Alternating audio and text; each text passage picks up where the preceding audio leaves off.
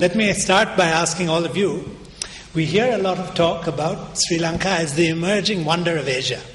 Now I'd like to hear from you, with a show of hands, how many think that Sri Lanka will emerge or can emerge as a wonder of Asia? Let's have a show of hands.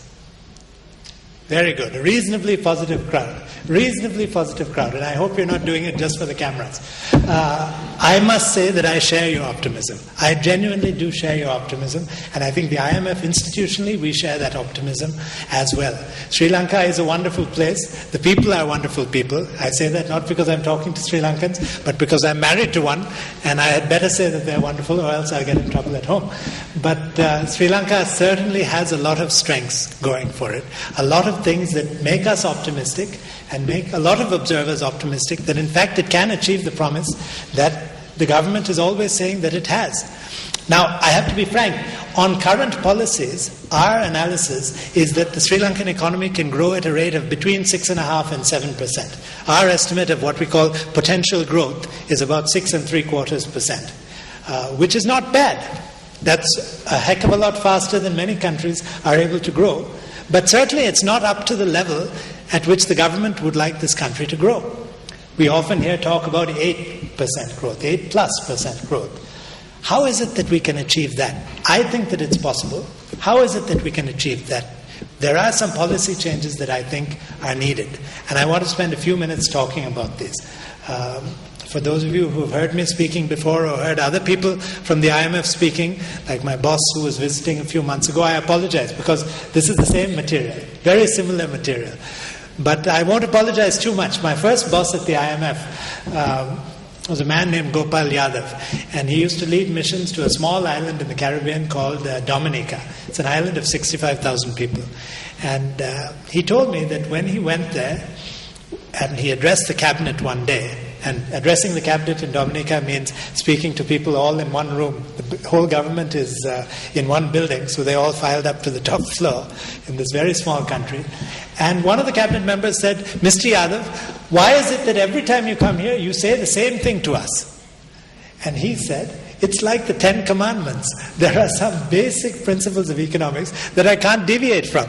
Basic prescriptions that I would be negligent in my professional duties if I didn't share these ideas with you. So in the same way, even though you may have heard these before, I really feel compelled to share these ideas with you because they're what we believe genuinely." So to achieve faster growth, what do we see as the elements that really need to be in place? First and foremost, I wouldn't be an IMF employee if I didn't start with macroeconomic conditions.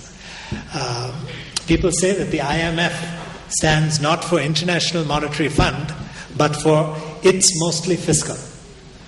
Because most crises in the world have started with fiscal origins. Government spending too much, and then all the problems that come along with that. Because when governments spend too much, we have to finance those deficits. And we either print money, which yields inflation, or we borrow domestically, which pushes interest rates up, making private sector growth difficult, or we borrow internationally, which sometimes is easy and sometimes is not so easy, and exposes countries to risks.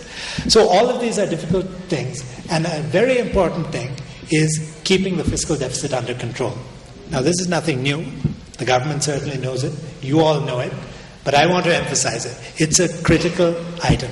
We've seen the deficit coming down, and the government seems committed to continuing to do that, and that's a great thing.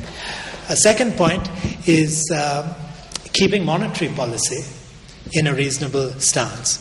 Not having too expansionary monetary policy, keeping a close eye on inflation. This is a country that has had high inflation for many years. The last few years, 4 or 5 years in fact, we've had single-digit inflation, which is a genuine achievement. There are lots of people who question the inflation statistics. I don't want to stand up here naively and say that, not acknowledge that issue. But at the same time, I would say as a resident of Colombo for the last 4 years, that my personal observation of inflation has not been one of very high rates that some people claim. Now, whether it's one number or another, it's impossible for anybody but the one who's actually collecting the data to say. But what I can see, and what I think all of you would agree, is that inflation is definitely far lower than it was in the years in the past, when routinely we had inflation in the double-digit range. Now we don't have that, and that's a great accomplishment. We must maintain that going forward. We must resist the urge to try to boost growth with fiscal and monetary policies, and instead make sure that we're putting in place the right structural policies to get the fundamentals of the economy in the right place so that the growth can happen in a way that doesn't threaten macroeconomic stability. Fiscal loosening, monetary loosening, these are the easy ways to achieve growth, and they work for a little while until they stop working, until they create macroeconomic instabilities. Now, the government has been very good about running disciplined macroeconomic policy, and we need that to continue. And we hope very much, and actually we expect that to continue, because all our conversations with the government, in all those conversations, they emphasize that they're keen on keeping fiscal policy tight and monetary policy in an appropriate stance. And I very much hope that continues. I think the third thing is the exchange rate.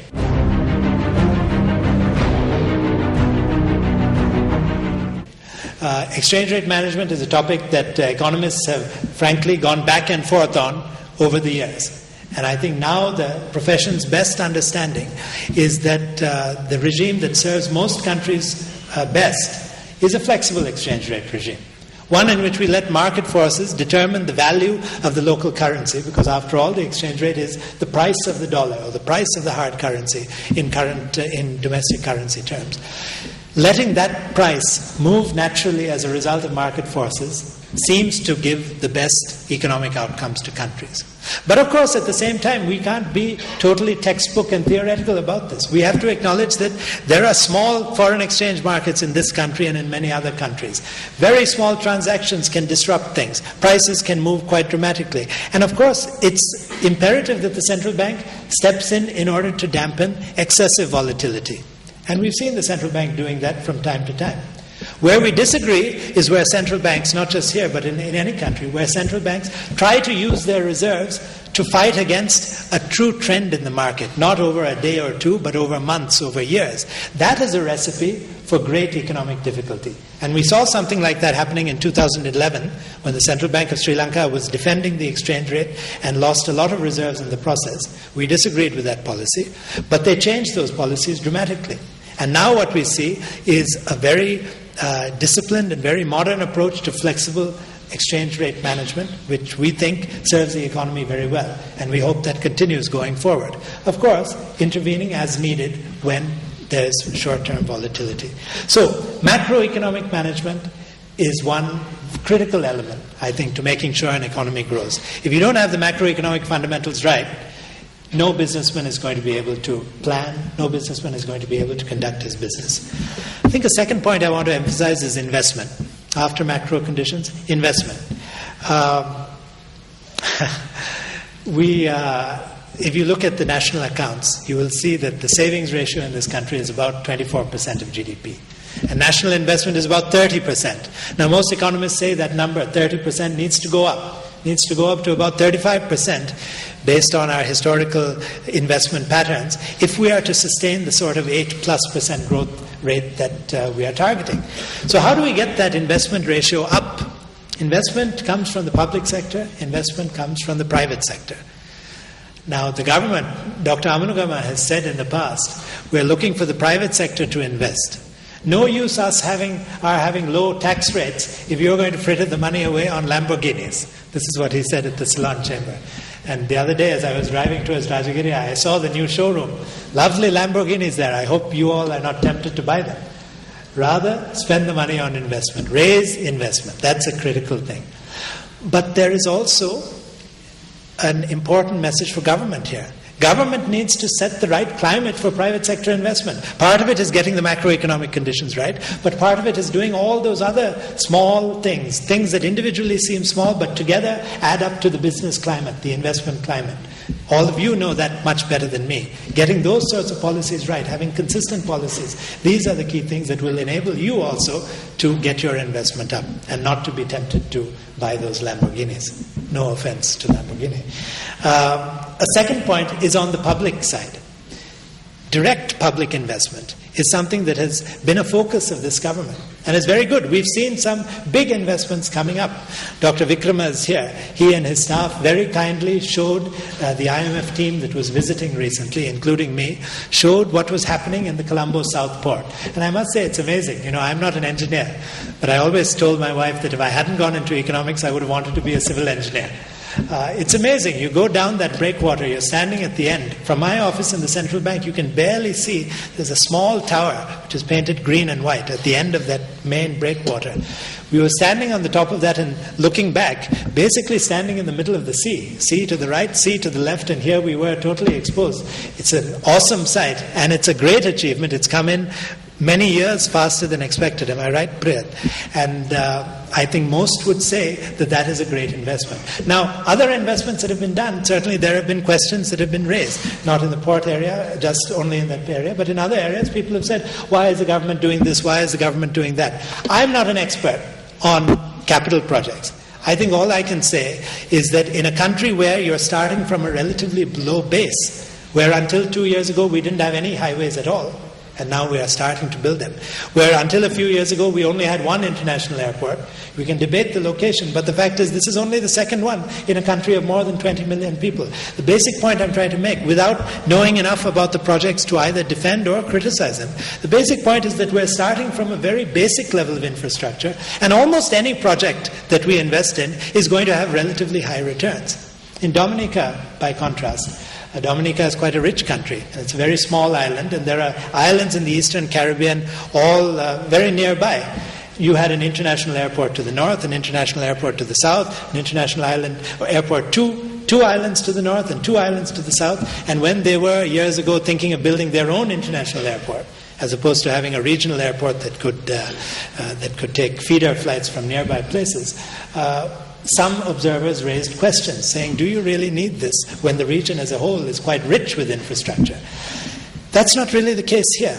I mean, here we're starting from a low base and investment needs to increase. We give credit to the government for the investment that they've done, but in fact that investment needs to be substantially higher. We talk about 6% of GDP going to investment. It needs to be much higher than that, much, much higher than that. Countries like China, countries like Malaysia, countries like Thailand all have public investment ratios that are substantially higher, and Sri Lanka needs to increase those investments. Now, how do they do that? They need to have the resources to do it, and this is where we get to the point of revenues. Revenues are very low in this country. Now, the government makes the point, and it's correct, that revenues may be lower than they were in the past, but current expenditures also are lower, so our needs for revenue are lower. That may be true, but I think they would agree with us that in order to facilitate an expansion of infrastructure, it's absolutely necessary to gather more money. Now, how do you do this? We are not thinking of tax rate increases. Rates, for the most part, seem quite reasonable. But we are thinking of the base, and the government is thinking of the base. Exemptions given, holidays given, areas of the tax base that simply are not being captured. Professionals are not paying tax. I will not ask you how much you're paying in the way of taxes, but I'm sure the answer is quite a disappointing one if you're like other audiences in Sri Lanka. The fact is that direct taxes, if you look at corporate taxes and personal income taxes put together, that adds up to only 2% of GDP. In Malaysia, corporate and personal income taxes add to 12% of GDP. 12% of GDP, 6 times as much as we collect here. Now, Malaysia is at a different stage of economic development, but we always hold that country up as a model. So if we want to hold that up as a model, then let's try to emulate them in all respects, including revenue mobilization. So, first factor, macroeconomic stability. Second factor, increasing investment, both on the private side and the public side. Third factor I'd like to point out is financial market development. And here we've seen a lot of progress. The banking sector is still relatively small, but one key weakness is that it does not extend long-term finance. I'm looking at Mr. Amrasuriya. You are one of the ones, and all the banks were, and I'm looking at Mr. Veerakoodi, who's here also. But all jokes aside, the Sri Lankan banking sector does not do much in the way of long-term finance. If you look at cross-country banking data in this Bank Scope database, and you look at the percentage of long-term loans, loans greater than 5 years, divided by the loan book, total size of the loan book for these banks, that fraction is very small in Sri Lanka compared to other countries. Other countries' banking systems provide longer-term finance, more long-term finance than the Sri Lankan system does. And there may be a variety of reasons for that, reasonable explanations for it. But the fact is that the private sector finds it difficult to get long-term finance unless they retain earnings. As a result, it's very important to develop other sources of long-term finance. And here I'm talking about corporate debt.